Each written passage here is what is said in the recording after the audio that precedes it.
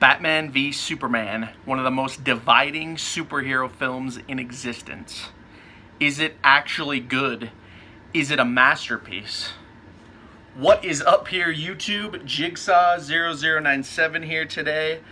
I will be making my review on Batman v Superman, the Ultimate Edition. Keep in mind, I used to actually hate this movie, and then I got this version, and I actually have grown to appreciate it. And in this video, I'm going to kind of give a movie review and why I think it's actually a masterpiece.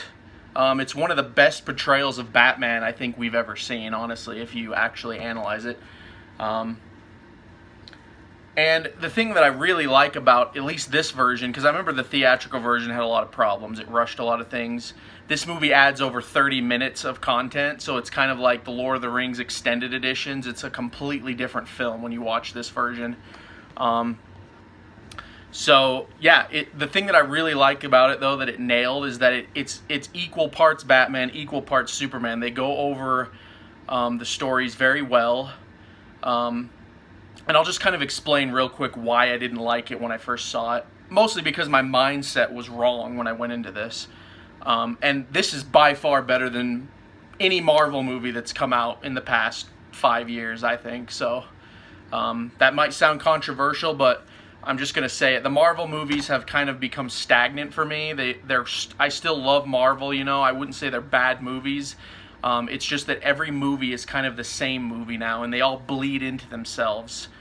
They don't stand on their own very well, and I feel like this movie, even if they never made sequels, it actually could stand on its own with this complete edition as just kind of a single Superman-Batman tale. Now keep in mind, there are a little bit of flaws in it, some logical things that happen, but I would say that the good far outweighs the bad in this one. And so yeah, I'll just kind of get right into it. So the thing that that I didn't like about this movie when I first saw it is I didn't like that. Now keep in mind, there's going to be spoilers in here. Warning. All right, you're good. I didn't like that they killed Superman at the end. I thought that they rushed the death of Superman far too quickly. Keep in mind, I actually have not seen Justice League yet either. I'll probably make a review on that. I actually ordered the Blu-ray for that just barely, like a couple days ago. So when that arrives here, I'll watch it and make a review of that. But in this movie, the death of Superman is done way early, like before pretty much anything. We've only had Man of Steel before this movie, which was an origin story. So I was like, what are they doing killing Superman this early? Especially when it's something that should be... It's one of the final arcs of Superman is the way I always envisioned it. And also, I didn't really like the way they handled Doomsday, but the more I thought about it, I was like, you know, Doomsday kind of is just that. He was kind of a lab experiment, and he is kind of just like an abomination type Hulk creature. And watching in, they did that pretty well, actually. He even kind of Dragon Ball Z style, he even kind of like evolves during the fights. You know, he starts out just this like ogre thing, and then he becomes this like spiky like Doomsday that we know. You know, he starts growing the horns everywhere, starts shooting like lasers out of his face, and I actually really liked that. And then also the death of Superman, I grew to appreciate it because Batman in this movie is not the Batman you'd think he was. This is another criticism that I hear from a lot of people, is that Batman shouldn't kill people. Why is he not idealistic? Basically, this is the conclusion I came to with this movie, is Batman is not Batman anymore. He's been fighting crime for so long that it's just taken everything out of him. He doesn't give a damn anymore, to be frank. He just realizes that crime is like a weed. You'll cut off one head and like 5 more heads will pop out. And he used to be idealistic, you know, and he used to not kill, but you can kind of tell that this Batman... he's been beaten down, you know. There's hints that Robin's dead in this universe. You know, Robin's already been killed. There's like the Red Hood. He even says a line to Alfred. He says how many good guys were there? How many good guys have stayed that way? Kind of thing. So it's kind of like you saw it in The Dark Knight, where Harvey Dent, you know, became the villain, and that's kind of what I think he's coming from. Like he's saved so many people, and he's had so many people that he thinks is like the savior, and they always they always disappoint him, you know. They end up not being what he thought they would be. You know, like Harvey Dent was the White Knight, but he fell, kind of thing. And so I think that's why he looks at Superman this way, because he's like, you know, I've been down this road before. I know that this guy could be good, but I don't want to take the chance anymore because I've seen too many people succumb. It's that classic line from A Dark Knight, you know, you either die a hero or you live to become the villain. That just basically embodies what this Batman is, you know. And he's not really quite a villain yet in this movie, but he's starting to become that way. And that's what makes it so brilliant, guys. If you look at it from that perspective, this Batman is unleashed, man. He kills people. He's killing people. He's blowing up vehicles, you know. He doesn't give a damn about the law anymore. He's operating on his own. He doesn't even listen to Alfred anymore. Alfred's like basically telling him, you know, you've lost your way, and he doesn't care, you know. He won't listen because he kind of has no reason to be Batman anymore. And that's what makes the death of Superman so awesome, actually, because by Superman killing himself at the end of the movie, it actually makes Batman have hope again. He's thinking, I have finally met someone, even if it is an alien, you know, that will stand for something like I want to, and will give his life, if need be, to protect humanity. And he kind of comes to that realization because Superman dies. He says at the end of the movie, I failed him in life, but I won't fail him in death, kind of thing. And then he has, like, him and Wonder Woman talk about building the Justice League. But yeah, then Superman, he's not Superman yet, because he's still kind of in his origin story, is what I realized. This should not really be considered the death of Superman as we know it. This is more an actual sequel to, and in many ways, it's a 3-hour movie, guys, with this Ultimate Edition. In many ways, this is like 2 movies in one, really what it is, because this is equal parts Batman, equal parts Superman, and it does a fantastic job with this Ultimate Edition of fleshing that out, I think. But Superman's not Superman yet. He's still kind of in his growing phase. He's unsure of himself. He doesn't even know if he wants to be humanity's protector yet.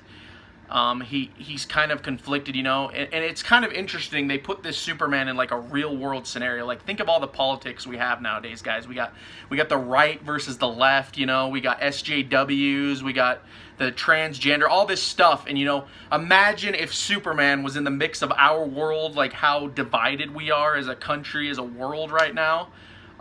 That's kind of what they were going for, and I didn't realize that the first time I watched this movie.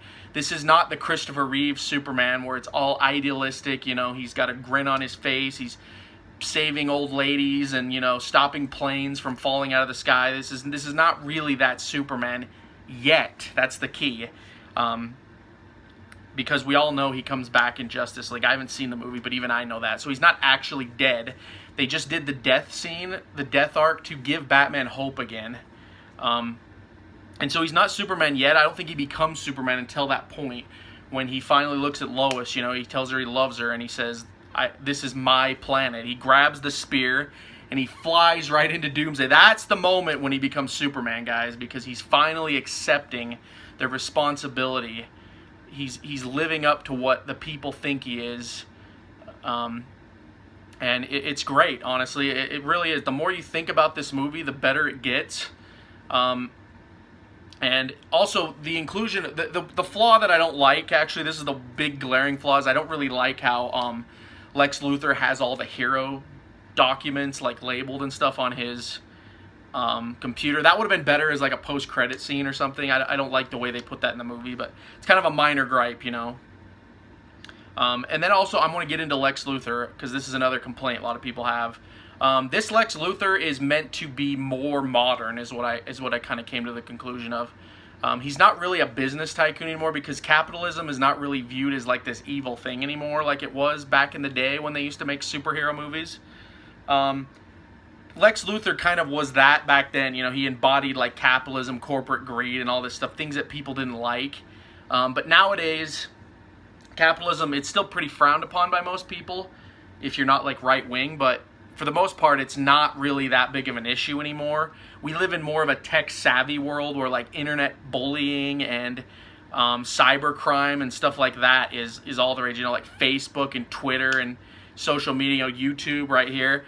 And that's kind of what this Lex Luthor is. He's Mark Zuckerberg, guys. Like, if Mark Zuckerberg completely lost his mind and went crazy, that's kind of what this guy is. And it's even more fitting that the actor that played Mark Zuckerberg in The Social Network is playing Lex. And that kind of makes it pretty cool as well, I thought. I was like thinking, this is just a different take on Lex. You know, he seems like he's going to be a villain going forward, which is great because the way the movie ends, you know, Batman like threatens him and then they shave his head. And Batman's going to take him to Arkham Asylum, which I think is really cool. Because it's like they're just taking a lot of different approaches with this, which I kind of appreciate, guys. And I think that overall this movie was just structured in such a way that it was quite brilliant.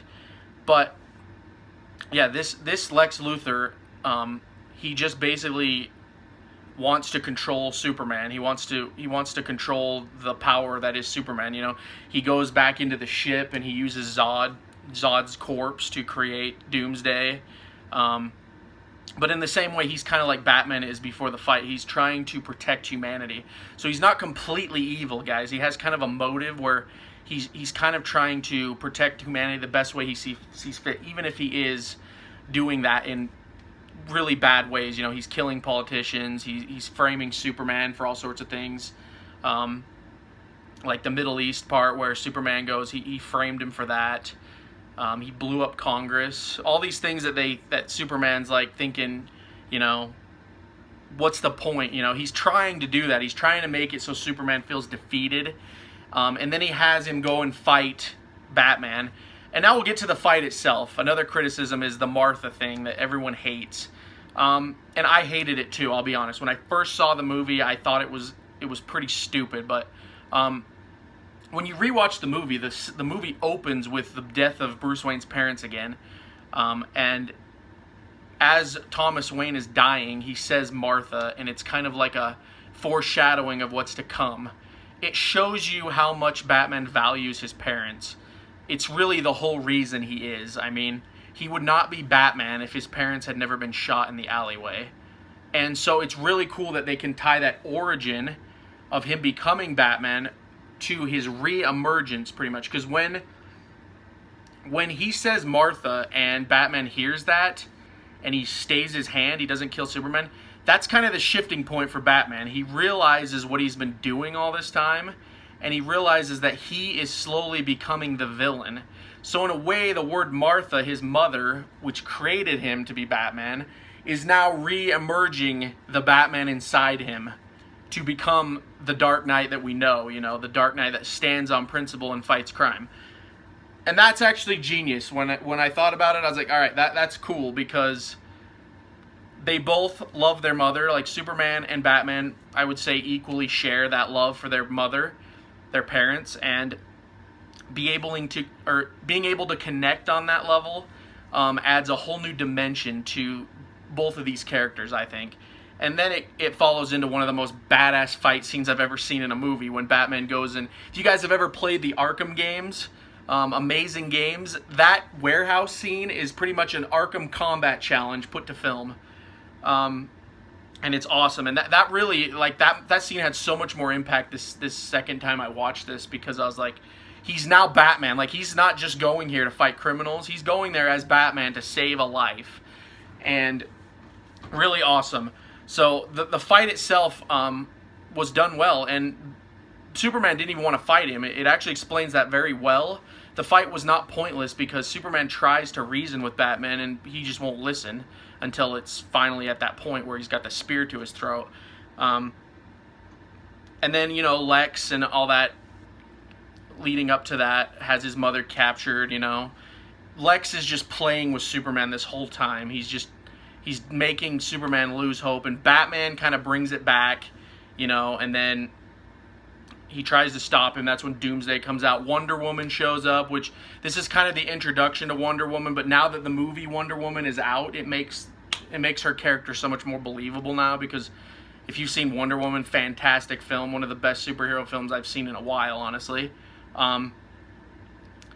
But yeah, basically, I kind of just came to the conclusion, like, Marvel, you know, they've had all this time to build this universe, and so DC, it always felt like they were playing catch-up, you know. I felt like they were rushing things, but now that I've had time to, you know, step back and look at these movies for what they are, they're just doing it a little bit differently. They're still doing the origin stories. They're just doing it in a way that they have the big showdowns first, and then they're doing the origin story second. They're kind of doing the opposite of Marvel. Because I know we're getting an Aquaman movie at the end of this year, and we already got Wonder Woman. Wonder Woman 2 is coming.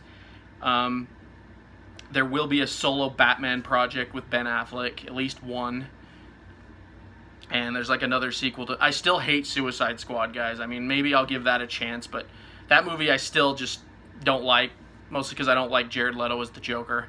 But we'll have to see how it goes from here. But overall, guys, I'm giving this movie like a 9 out of 10, and I think it is a masterpiece in its own right. Other than like a couple stupid things that you can tell, like studio meddling, they're trying to set up sequels. The biggest one is just that scene where Wonder Woman's looking at all the heroes. They could remove that completely. I don't mind the Flash dreams. The Batman dreams don't bother me anymore, because it's a way to show Batman's conflict at that time. You know, like I said, he's not really Batman anymore. He's struggling to be Batman. He's giving up. He's giving up. And it isn't until Superman sacrifices himself that Batman realizes his error, and he comes back to the light. And so I like that. I really like... This is very accurate to the Frank Miller comics, which I also appreciate. That scene in the warehouse where he shoots the fire tank is actually almost panel for panel from the Dark Knight Dark Knight Returns comic. Only in that comic he actually does just shoot him in the face. So would have been cool if they would have did that instead. But you know, there's a lot of things in this movie that are actually very comic accurate, and I appreciate that. But at the same time, they're going their own way, which I also appreciate, because comic book movies are getting boring because they're just taking the page to the screen and they're not doing much else. Like, the Marvel movies are great, but they're just so samey now. It's like every year they come out and there's like, the villains are always hokey. They're just not that great. I'm trying to think of like the best villain. I mean, I haven't seen Infinity War yet, but I heard Thanos is pretty good, but I'll have to go see it. I didn't mind the Vulture in Homecoming, but I didn't really like that movie in general. This movie, you know, the villains aren't really the focus. It's more the character studies, which I like. They're taking time with these characters. You know, Doomsday was there. I think Lex will be a great villain in the future. But yeah, guys, I'm giving it a 9 out of 10. I think it's a masterpiece, personally. I think this is going to be a movie that is going to be looked back on fondly as the years go by. Just because we now have this Ultimate Edition, and I think people are going to be able to, like me, come back to it with a clear head and a fresh perspective, and be able to really see what the filmmakers were trying to do. A lot of people hate this movie because it's Zack Snyder. I'm not the biggest Zack Snyder fan either. I do love Watchmen. I thought that was a great movie, and I do like Man of Steel quite a bit, but I can see that. But, I mean, take that lens off, guys, because if you don't like Zack Snyder, I mean, I get it, but this movie's good. Go back and give it another shot. But yeah, guys, what do you think about Batman v Superman? Do you agree with me? Do you think it's misunderstood, it's a masterpiece, or are you still unconvinced? Have you even seen the Ultimate Edition? Whatever you guys think, comment down below. And also, if you're new to the channel, consider subscribing. I'll be doing more movie reviews on here. This is primarily a sports channel, the Philadelphia Eagles, but I do lots of other content as well, so there's something for everyone. And if you're a returning subscriber, I want to thank you so much for watching this video. If you've made it all the way to the end, I appreciate it. This was kind of a ramble video, but I really wanted to talk about this movie because I think it's a very good one. So anyway, guys, that's the video. This has been Jigsaw0097 here. Thank you so much for watching, and I will talk to you all later.